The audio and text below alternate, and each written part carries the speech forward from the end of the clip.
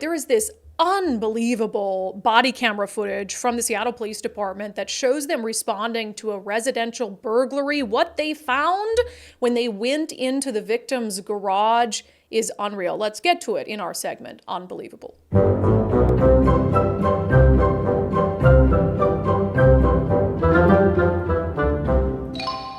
Boop. So I'll just set the story up for you. Here's the headline from Fox News. Seattle police arrest burglary suspect found chugging gasoline in victim's garage. So there's a 17-year-old who's home alone, and she sees a guy with a ladder and a gasoline can, walking through her backyard.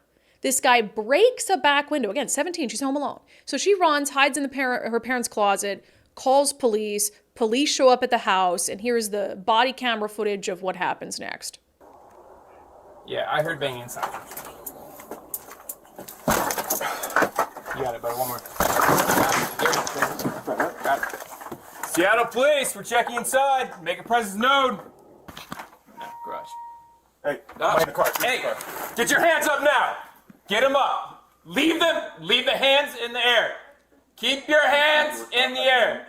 Do it now. So they see him in Second? the victim's vehicle. Put it down. Put it down. Put it down. Put it down. Put it down. Chugging gas. He's got a hammer in his lap. Hey, one, keep lethal. Open the door.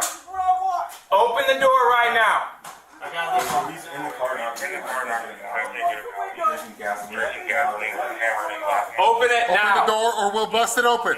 Open the door, we'll bust it open. Open the door. Now. Alright, you ready? Okay. Put your hands up! Drop it! What the?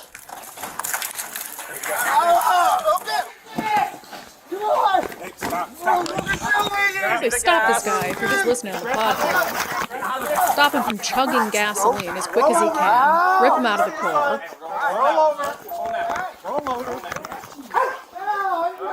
I mean, that's unbelievable. And I was reading, so we just now from the King County Prosecutor's Office, the charging documents. They just charged this guy. And it also sent out some other crazy photos from stuff that he brought in with him, like a board with hammer or with nails sticking out of it. Really weird stuff. So they just charged him with one count of residential burglary. His name is Christopher Abbott.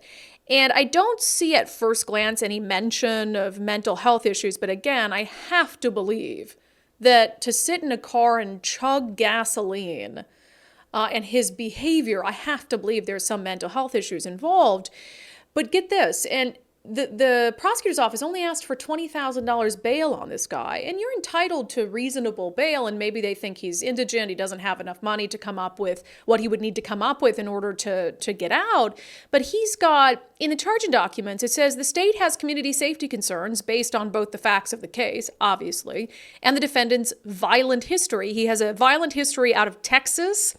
He was convicted of assaulting a family or household member, also has a conviction for assault to another family member, maybe the same one, and he's got various other things, and again, out of Texas. And so he's got this violent history, breaks into this house, allegedly, where there's a 17-year-old home alone, brings all this stuff with him. Who knows what he was planning to do? And then he sits in a car and chugs gasoline until police physically pull him out of the vehicle. And all I could think about as I watched this is, yeah, that's why it's not going to work out, as we talked about on the show yesterday, for Seattle to hire non-armed alternative first responders. I mean, obviously this is a residential burglary case, so this is always going to be something that police would be dispatched to. But you see the type of danger that people who are, again, I'm making the assumption based on all the available evidence that someone who's in the throes of a mental health crisis, all the dangers that they pose. And I just can't imagine that there's going to be an awful lot of mental health crises that we can truly send someone to who is not armed without some sort of accompaniment of a police officer nearby. So it's just wild stuff.